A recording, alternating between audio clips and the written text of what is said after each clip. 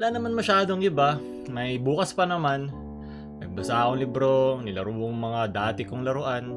Ba't di ka mag-data? Sad boy ang puta. Ayaw ko sa mag-surf sa phone. Masakit sa ulo. Inisip ko na lang, pahinga na lang rin to. Ano na kayo mga issue ngayon sa hukuman ng Facebook, Twitter, YouTube? May bago bang skandal? May bago bang bobo? May bago bang mga cancer sa lipunan? May bago bang memes? May bago bang trip? May bago bang luma na agad bago ako bumalik? Daming tanong, pero walang kasagutan. Kailan ba naging sagot ang internet? Lumang tugtugin na to, pero nung bata ako wala pang internet eh. Wala kang memes eh. Wala pang papansin, edgy o elitista ng komedya. Ay meron pala, di mo lang naririnig. Iba na nga magsalita ang tao sa net. Di mo maintindihan, may numero-numero pa. Aguy! Wala pa tayong pake sa buhay ng iba. Kung ano kinain niya, saan siya pumunta, anong achievement na gawa niya para may kumpara sarili ko. Kanya-kanyang sigaw sa kanilang mga silid nang walang pumapansin.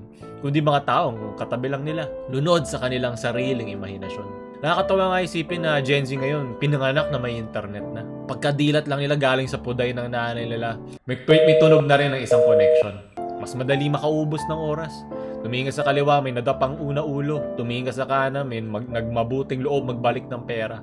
Pero walang kumuha, kaya pinang-inom na lang ng mga taga ron. Tumingin ka sa taas, may pang 1 milyon ng sumasayaw na naman ng isang kilalang kanta. Tingin ka sa baba, may nag-edit ng mga tao sa lamay.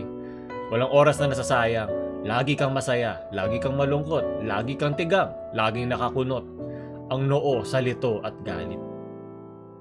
Hindi ka pwedeng walang ginagawa. May internet na eh. Hangal ka na lang kung di mo pa mahanap ang gusto mong ubusan ng oras. Trabaho, aral, bahala ka, problema mo na yan.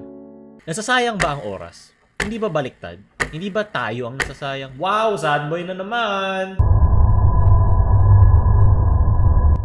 Nung unang ginagawa mo pagkagising sa umaga, magagalit ba ang Nescafe kung ayaw ko bumangon? Nasubukan mo na ba hinitignan ng phone mo ng isang araw?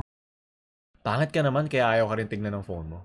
Huwag kang mag-feeling. Daming tanong, walang kwenta naman sagot. Pero sa internet, daming sumasagot. Kanya-kanyang opinyong hindi mo naman hinihingi.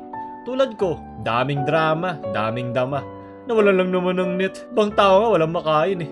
Walang bahay. Kung gano'ng kainit ang ulo ko, gano'ng kalamig ang puwet nila sa sementong sahig. Bakit? Responsibilidad ko ba ang kaligayahan ng iba? Daming tanong. Search mo sa Google. Ay, nga pala. Walang net ang sinasabi agad ng ospital kung mataas dosage mo sa isang droga. Pero di sinasabi sa'yo kung lulong ka sa net. Lahat naman ng sobrang nakakasama sa'yo, di ba? Paano kung lulong ka sa isang chemical? Kung lahat addict, sino makakaalam? Siguro dumagdag na lang ang quarantine sa epekto ng mga taong may kinakalikot sa likod ng screen. Parang dextrose na papatak-patak pinapalitan ng tunay na mundo. Mga katotohanang ayaw bigkasin. Dahan-dahan natutunaw ang paligid ko sa realidad na, yo, may internet na! Bahala kayo dyan!